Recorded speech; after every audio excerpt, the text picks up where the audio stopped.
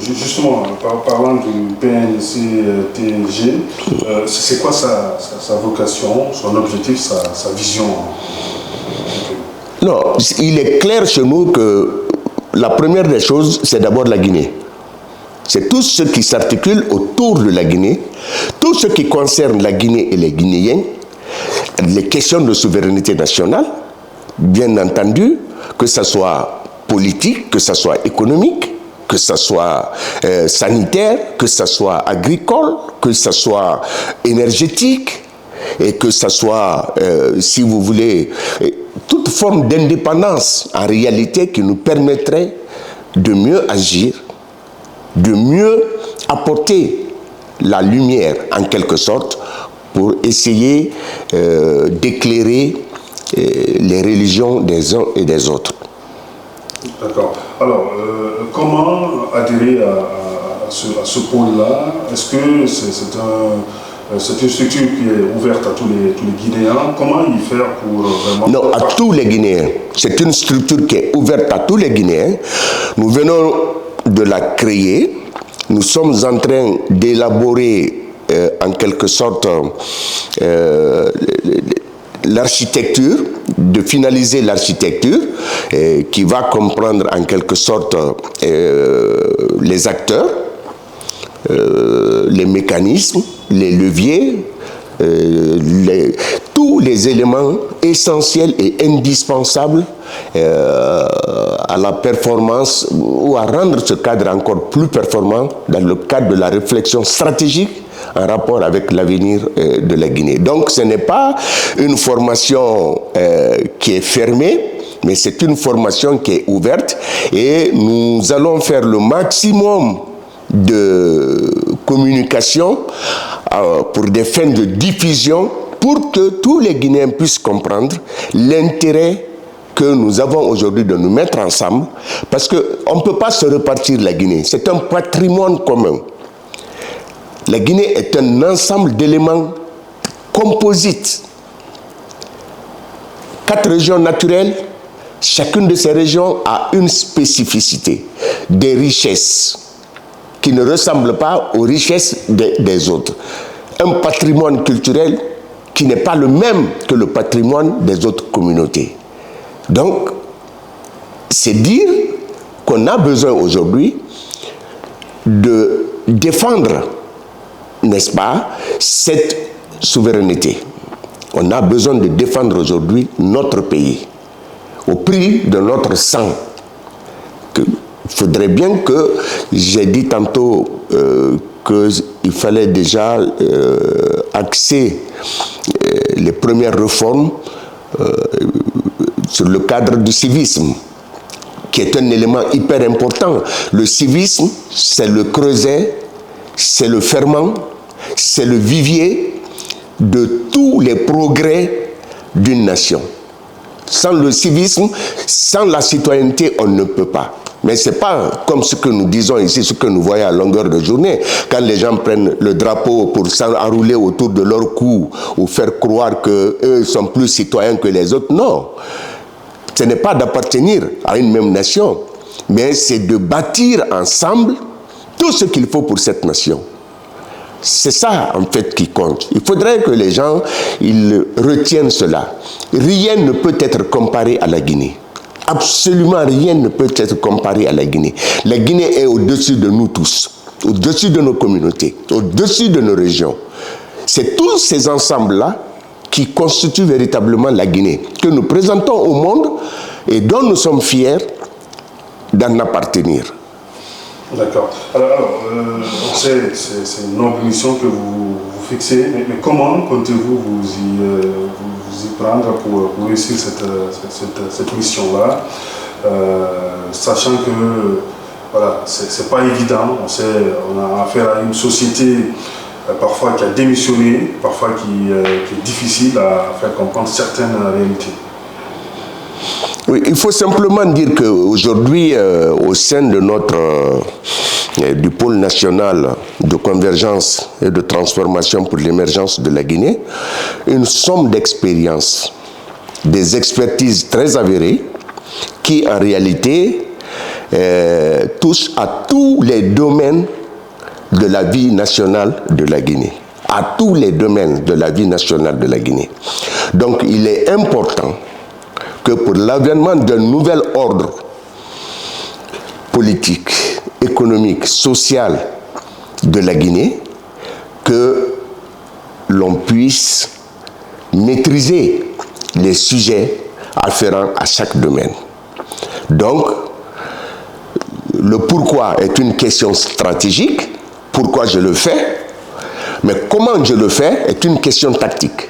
Et c'est là où, en réalité, notre démarche nous distingue aujourd'hui de toutes les associations, de tous les concepts ronflants et de toute la mamaya qui existerait dans le cadre à la fois de la sensibilisation, de la motivation et aussi de la mobilisation des Guinéens vers un objectif qui n'est rien d'autre que la Guinée. Donc, c'est dire que nous avons pris la mesure, n'est-ce pas, des défis que pose en réalité la construction d'une nouvelle Guinée.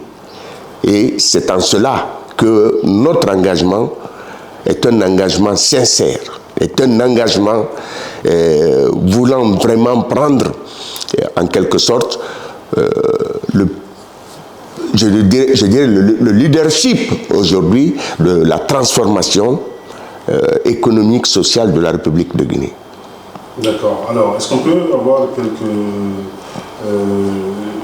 quelques-unes de ces stratégies dont vous parlez, ou bien c'est pas encore, vous n'avez pas encore fini de travailler la paperasse pour avertir déjà ces Guinéens-là qui ont envie de voir un changement qualitatif comme vous le décrivez? Mais à cela, je dirais simplement, nous avons une approche. Parce que vous parlez de stratégie, nous avons une approche, nous avons une démarche, nous avons des méthodologies qui vont nous permettre en quelque sorte d'élaborer un plan d'action et en fonction, n'est-ce pas, des étapes, nous allons en même temps élaborer les stratégies dans le cadre de la mise en œuvre de chaque élément pertinent. Donc, ça veut dire tout simplement que nous sommes à un moment où nous n'avons pas encore fini avec le lancement. Nous sommes en train de construire. Donc, on ne le fait pas dans la précipitation. Nous allons informer, communiquer au maximum pour atteindre les Guinéens. Je vais vous révéler quelque chose. Je le dis parce que j'ai affaire à un média. Aujourd'hui, je suis à même d'être contrarié.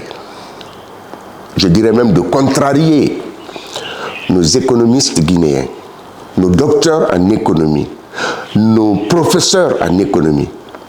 Tous réunis, y compris nos partenaires au développement, Simandou, avec tout ce que Simandou représente aujourd'hui en République de Guinée.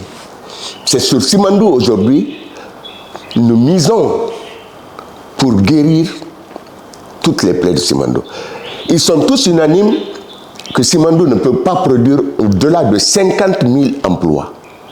50 000 emplois. Et donc, sur les 50 000 emplois, dans les 50 000 emplois ne seront pas tous des emplois pérennes. Il y a un problème.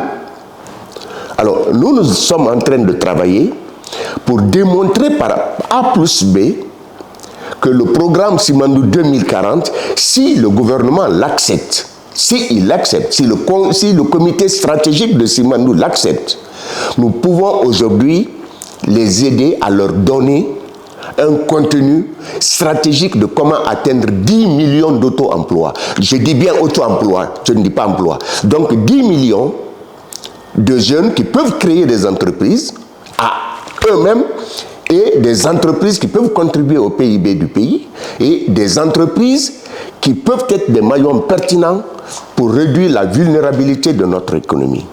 Je dis bien 10 millions. Il ne faut pas que les gens disent que c'est une erreur que j'ai dit 10 000. Je dis bien 10 millions. d'auto-emploi. Le schéma est fait. Il s'agit d'une transformation économique et sociale de la Guinée, sur tous les plans. Ça, c'est un. Deuxièmement, nous sommes en discussion avec un autre département clé où nous voulons procéder aujourd'hui à apporter notre contribution à consolider les acquis de ce département en matière d'appui, d'accompagnement des PME. Il s'agit du ministère qui n'est plus le ministère du commerce, de l'industrie, mais qui de l'industrie et des PME en réalité. Parce qu'il faut comprendre que les PME sont l'épine dorsale de notre économie. Si vous regardez la contribution, ce qui en quelque sorte échappe aujourd'hui à notre économie, ça donne à réfléchir. Parce que c'est près de l'informel, le système informel représente près de 80% qui ne participent pas directement à la construction de ce pays. 80%, le système informel. Alors que c'est l'épine dorsale. Aujourd'hui, nous avons un ministère qui est dynamique, qui est ouvert d'esprit, qui reçoit ceux qui portent des initiatives et qui est prêt à tendre une perche de salut à tous ceux qui peuvent apporter de la valeur ajoutée à ce qu'il a déjà fait. Donc, nous sommes en train de travailler sérieusement, mais je reviens en vous disant que nous sommes à même aujourd'hui de proposer 10 millions d'auto-emplois si bien entendu,